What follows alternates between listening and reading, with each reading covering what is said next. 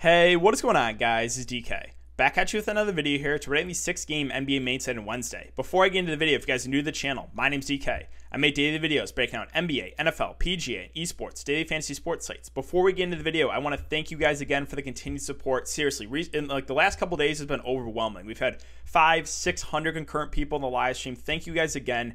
If you do enjoy this content, would really appreciate it if you leave a like button on the video, subscribe to the channel if you haven't already, and hit the notification bell so you don't upload videos, you know when I go live. Let's try to aim high for this one. 300 likes. Don't know if it's possible, but we're aiming high on this one. Also, if you guys cannot watch the videos, I do upload an Apple Podcast. I'll have a link down below. And if you guys are interested in signing up for premium content, and I'll offer that on patreon.com. A couple different packages I offer. But yeah, if you guys have any questions on that, you can either hit me up on Twitter or in the comment section. I will be happy to get back to you. With that all out of the way, let's jump into the video. So you notice something different. Again, I'm in the top left-hand corner of your guys' screen. Something's going on with my green screen, the lights. It was a little bit blurry in the live stream, and I was messing with it for like 30 minutes tonight. Couldn't get it going. So, instead of having a little bit of blurriness in the video, I just figured I would move myself to the top left corner, and you guys can see the green screen in the background. But, all right, let's take a look back at my lineup here from Tuesday. And Tuesday, oh, man, Dragic plays 10 minutes, guys, with no Jimmy Butler. 2 fancy points in 10 minutes. Yeah, I'm just speechless. I literally don't know what else to say. But Milwaukee they started that game and they could not miss a shot. They had like 50 real life points in the first half, and they were just not missing in the second quarter either. And Dragic just didn't play the second half because it was such a big blowout. So he played 10 minutes, got 2 fancy points, did absolutely nothing. And it makes me want to pull my hair out, because on Christmas Day, I was going back and forth, Dragic versus Hero, Dragic versus Hero. I play Hero, Dragic smashes, goes for like 45. Hero really struggles. Tonight, I'm like, okay, Dragic does historically have a higher usage rate with no Jimmy Butler. He has the ball in his hands more. I'm playing Goran Dragic. Well, plays 10 minutes, 2 fancy points. And Hero, even though they get blown out, has a really nice day. DFS is, oh man, I'm just telling you, like, it really does make you want to pull your hair out at times. And honestly, guys, like, full disclosure, tonight was a little bit draining for me, because obviously the Dragic play sucks, and he was included in my core. So my core, I actually included in 5 people in my core for that's one of the perks of signing up for Patreon is core plays. Had Alfred Payton, Andre Drummond, Russell Westbrook, Mike Muscala, and Dragic. So the top 4 crushed, right? All 4 had really, really good days. But basically I said, pick 4 of those 5 guys, because there's 3 point guards and 2 centers. So you could only play 4. And a new member to join one of the Discord packages, and he was in there, and he was just ripping me a new one for the Dragic play, just telling me I'm an idiot, telling me this content sucks, blah, blah, blah. And I'm just like, all right, man, I just gave him his money back. I'm like, hey, I'm sorry you don't like the content. Gave him his money back, booted him. I was like, I can't deal with this. But yeah, that was draining, because, obviously Dragic should not have played 10 minutes in this one. He should have played closer to 30 and should have been, the main piece in this offense with no Jimmy Butler, or one of the main pieces, obviously, with him and Bam and Hero. So I'm sorry if you guys got to Dragic because of me. Again, that's unfortunate, but yeah, it was a little draining night for me for that reason. But yeah, the other plays, again, Alfred Payton, Zach LaVine, Michael Beasley, Larry Nance. Now, the one player I didn't use in those core was Drummond, and I kind of went over it even in the Patreon live stream. I was like, you know what, I'm going to play Larry Nance here to try to differentiate myself. I knew Andre Drummond was going to be popular, so I was like, that's one way I'm going to kind of differentiate or try to get different from the field. Maybe hope Drummond gets in foul trouble or something for my personal lineup. And then, yeah, I stuck with Mike Muscala, even though we got the Isaiah Roby, Justin Jackson starting news like everyone expected, right? I mean, it was close. Isaiah Roby actually had a really nice day, but I figured Mike Muscala is probably still going to play 20 or so minutes out of the bench, so I just stuck with him, and he was still good, 24 fancy points. Then, yeah, Westbrook, I went with Naz Reid and Beasley in the late game, but that's really it, guys. Again, kind of draining day for me, but that's the way DFS goes sometimes, and hope you guys had a better night. Hope you guys avoided Dragic, most importantly. But that's it for the look back, guys. So let's talk about this 6-game slate. And I should probably have this up already. Or do they not have any odds? Oh, they only have one game out so far. So Atlanta, Brooklyn is the only game out. And it's a 240 over under. The Nets are currently 6.5 point favorites. So let's start with Memphis and Boston. And I'm going to go team by team. I mentioned in my video yesterday, I asked you guys, which one do you prefer? In the comment section, it was pretty split. So maybe I'll do one video team by team, one video position by position. I don't know, or I will host a poll on Twitter. Gosh, sorry guys, long night, I can't talk. But all right, let's talk about Memphis. So big piece of Memphis news. Unfortunately, obviously, I'm a huge Ja Morant fan, but he will be out 3 to 5 weeks. Now, the good news with that, obviously, it's not season ending. So that's the positive news. He will be back. But that obviously changes things because no Triple J and no Ja Morant. That's two of the biggest pieces in this offense out. So Jonas Valanciunas at 7'7" is firmly in play here. Should play mid-30s minutes. The offense is going to run through him. Like, he is going to be their number one option on this offense. Now, the matchup against Boston may not be the best, but, again, with such a high usage guy out of the offense like Ja Morant, JV firmly in play here at the top at this price range. Other options. I'm not a huge Dillon Brooks guy because he is somewhat scoring dependent, but, going off that last game when Ja Morant went down, he did a little bit more. He had 7 rebounds. He had 4 assists. Now, I don't know if he's going to continue like that level of production, but he's going to have to step it up offensively. I think firmly in play. He's a good shooter. Again, at times can be relying on a shot, but I think he is definitely going to have to step it up here. Kyle Anderson has been playing fantastic too.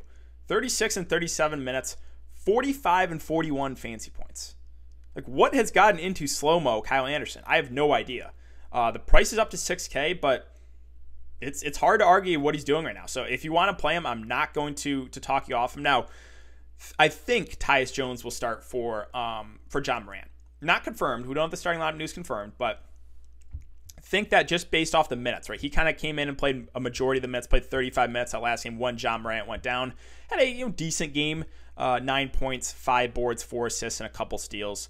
But I think if he does start, it is definitely a decent play in the mid-range. Not a must play. Like, Draftkings did a pretty good job pricing him up, but yeah, definitely more viable if he starts. Now, Clark at 5'1", don't know if his role necessarily changes a ton. I think he plays mid-20s minutes. He's an okay option.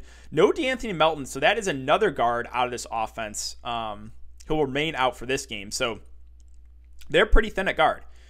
They're going to have to give Grayson Allen and the rookie Desmond Bane. These guys will have to get some good minutes. Now, Bane, in the last couple games, 24, 22 minutes, 8 and 10 fantasy points. Not great.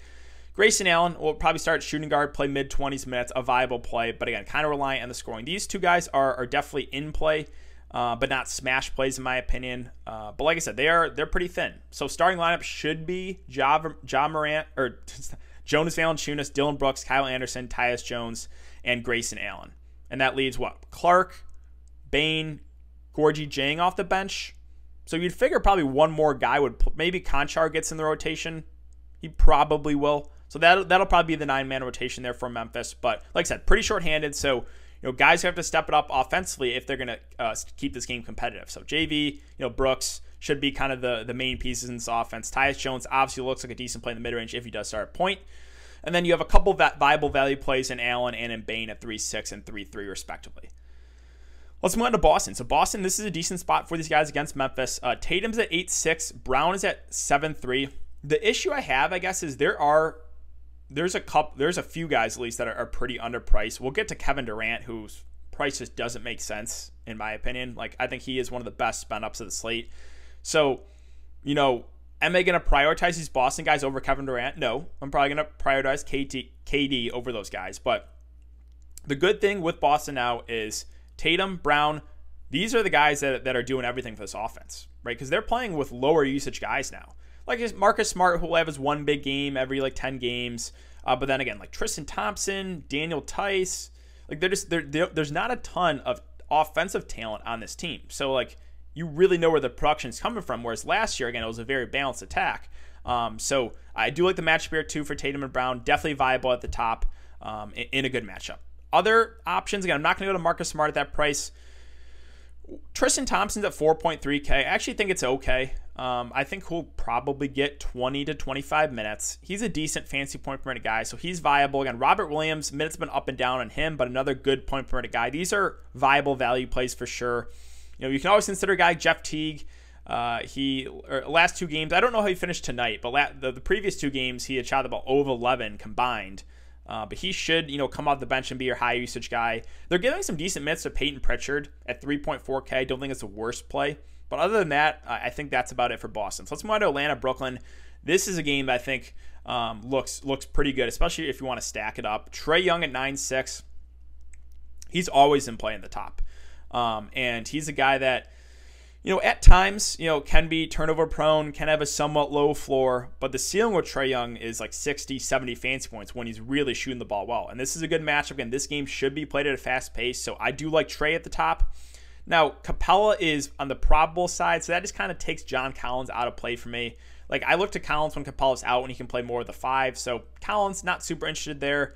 As far as like the wings at Atlanta with Hunter and Reddish, these guys are okay. Hunter played 32 minutes the last game, had 23 fantasy points. Reddish had 26 minutes, 30 fantasy points. These guys are definitely viable value plays at 4.9 and 4.6, 4.4 respectively. And even Bogdan. I love playing Bogdan Bogdanovic. He'll play about 30 minutes. So, yeah, these guys all in this like mid 4K range. Like Hunter, Bogdan, and Cam Reddish, I all have interest in a decent spot. Again, up-tempo. Rondo crushed in 15 minutes. I mean, again, he is a really good point per minute guy. The issue is just the minutes, right? Only played 15. So I think you can give a look to him in tournaments, but probably can't go there in cash games just because of the minutes. Now, will the minutes go up? Maybe. They might. So, but at the moment, again, more of a GPP play for me. And that's really it for Atlanta. So let's move on to Brooklyn. Yeah, Brooklyn, I mean, the pricing just doesn't make sense on these guys. KD and Kyrie both under 9K against Atlanta. 8.4K for Kevin Durant. I mean, I just think that is in my opinion, for this matchup, that's like $1,000 too cheap. So Kevin Durant's one of my favorite plays of the slate. Love the matchup. He should, again, he rested last game, so should be fresh, should play like mid-30s minutes if the game's his competitive. Love KD. Also have a good amount of interest in Kyrie too. I think you definitely can play both these guys if you want to. I think I would give the edge to KD. Now, KD will probably come in at higher ownership. So, again, you for tournaments, you always make the pivot to Kyrie. But both these guys I do like a lot in a really good matchup. I still have interest in Karis LeVert, too. Now, he's not the smash play like he was last slate, right, with all those guys out. But if he starts, it's going to be interesting to see what they do. Like, do they start him? Do they bring him off the bench? If they bring him off the bench, my only worry is just the minutes, right? Because if they bring him off the bench, he might only play 25 minutes, and then it would make him a little riskier. If he starts, I would feel more comfortable. I think he would probably play over 30 minutes. So we'll see. Probably would feel a little bit more comfortable if he starts just due to minute security for LeVert. But definitely a viable play in the mid-range if you can't get to one of those guys at the top. The other options, again, Allen, DeAndre Jordan are splitting the center minutes. Jared Allen's been pretty solid. But, playing about 20 to 25 minutes. It's just need him to play a little bit more. Joe Harris at 5.1, probably not for me, secondary play. TLC was great for value last game, but don't know if we have to do it this game. So, well, it'll be interesting to see. Again, do they start LeVert or do they start one of these value guys like a TLC, like a Prince? We'll see. But that's really it for Brooklyn. Let's move on to Milwaukee, Miami. So, Milwaukee just absolutely blew out Miami tonight. Just wasn't even close. They could not miss.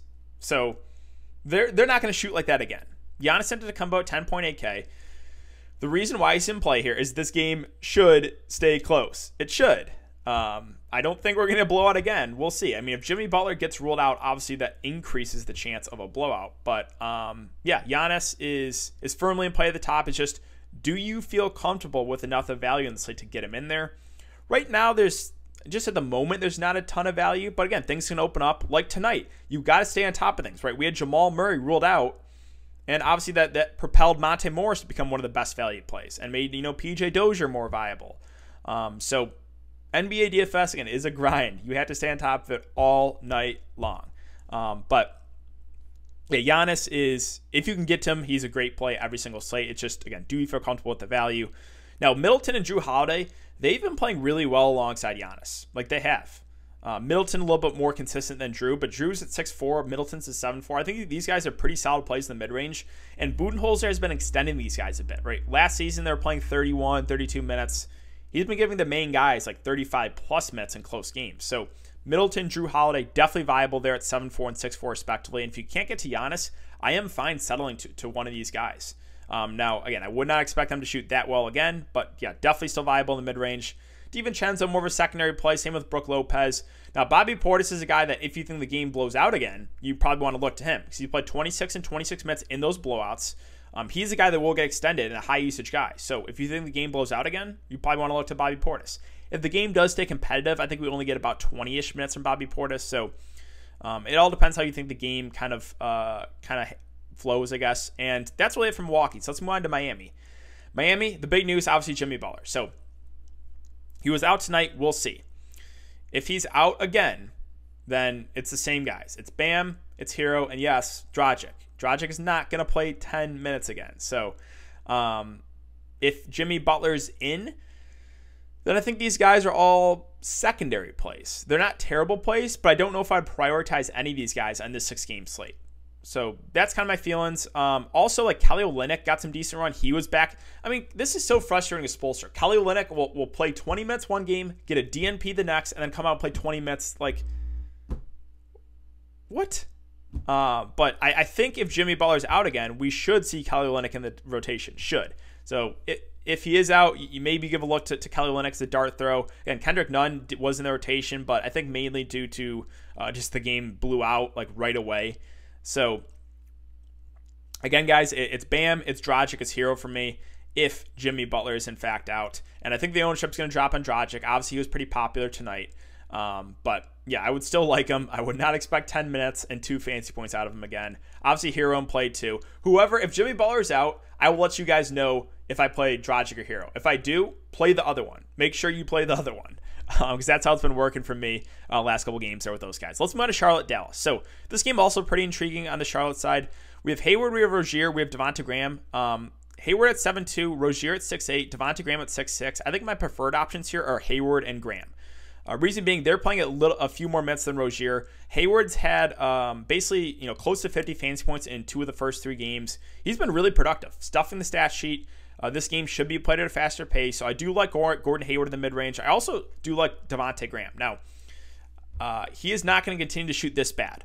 4 of 13, 4 of 16, 5 of 15, and he is still putting up like mid-30s fantasy points a game.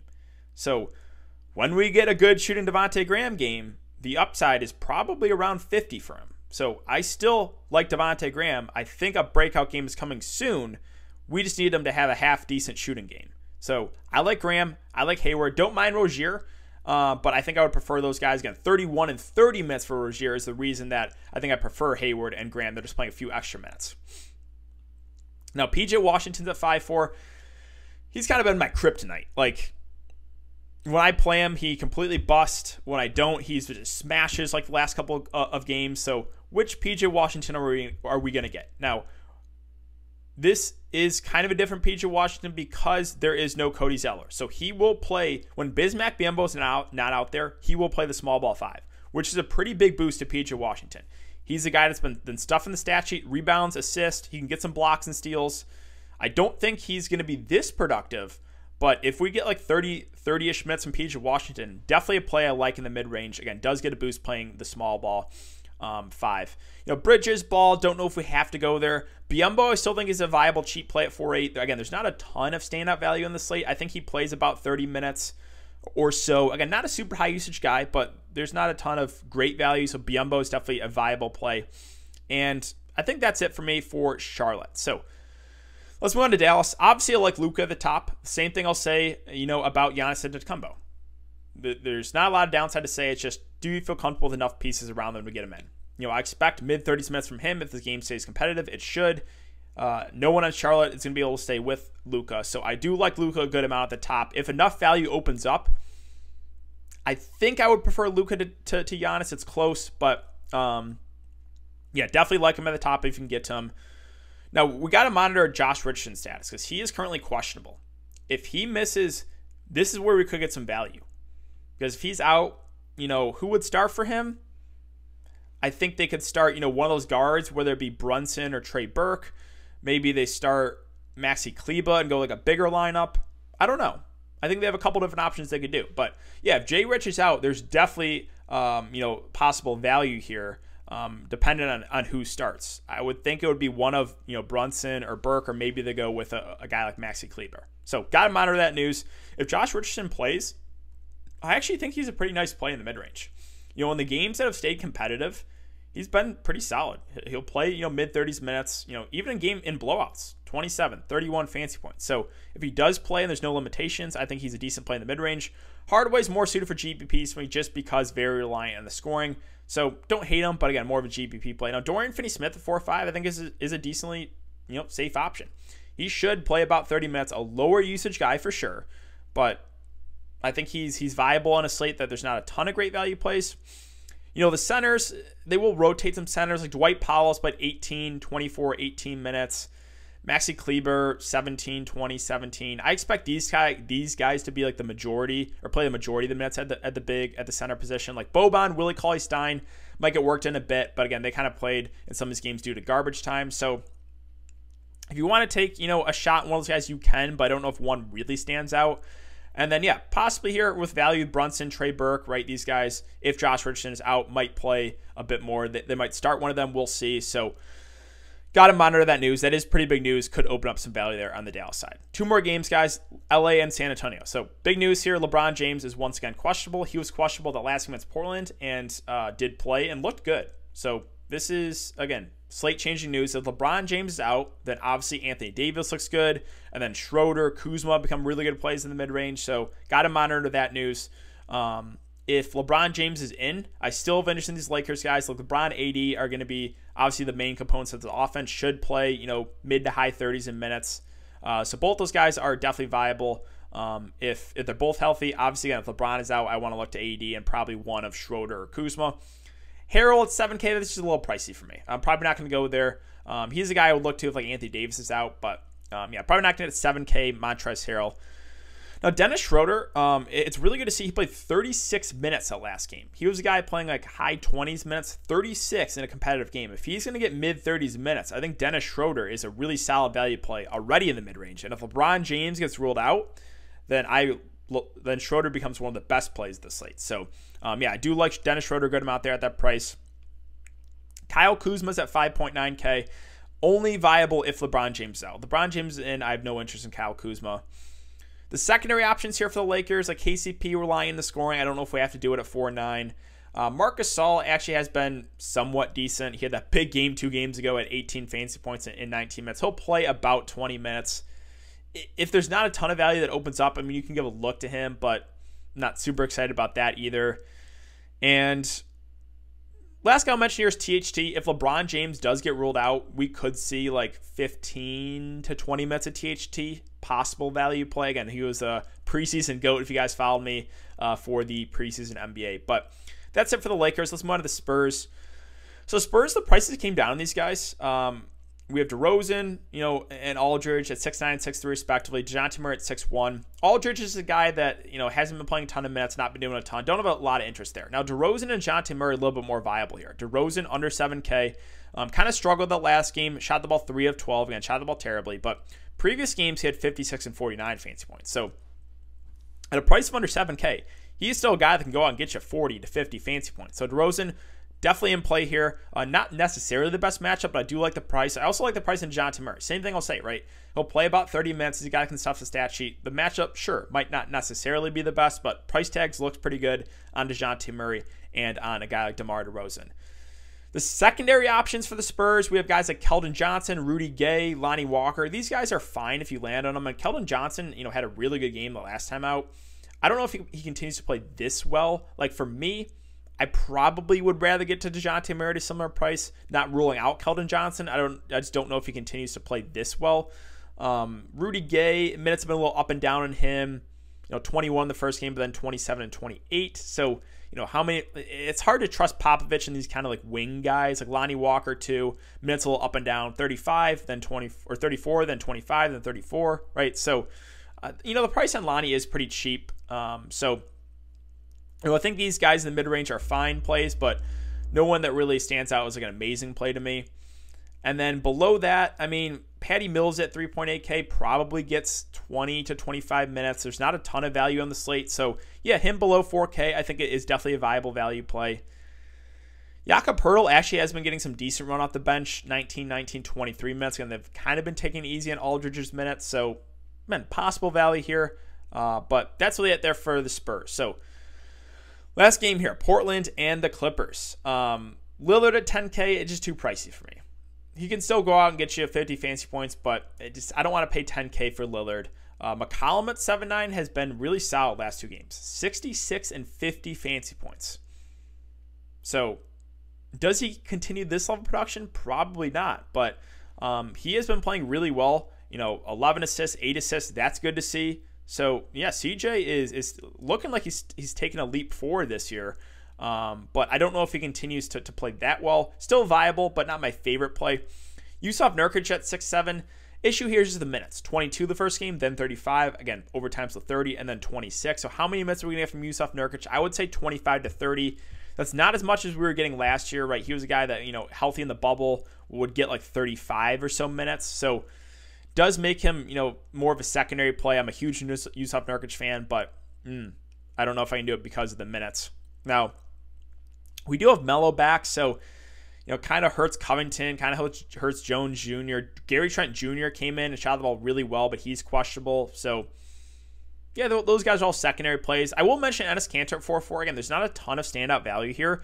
He's played 26, 18, and 22 minutes, so I think the plan for Kanter is about 20 minutes.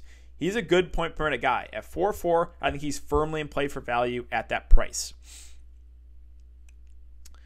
And that's really it for Portland. So let's finish it up with the Clippers. Kawhi Leonard, again, surprisingly ruled out. He practiced on Monday, so I thought for sure he was going to play. I was really, really shocked that he was ruled out tonight.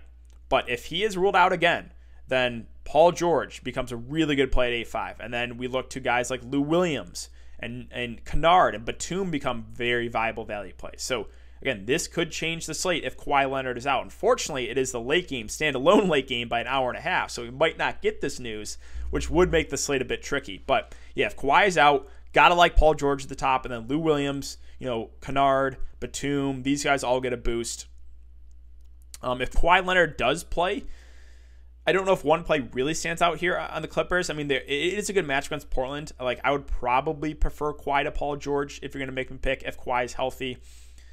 With Ibaka versus Zubac, again, they're kind of like Brooklyn, right? They're splitting the center minutes, more secondary options for me.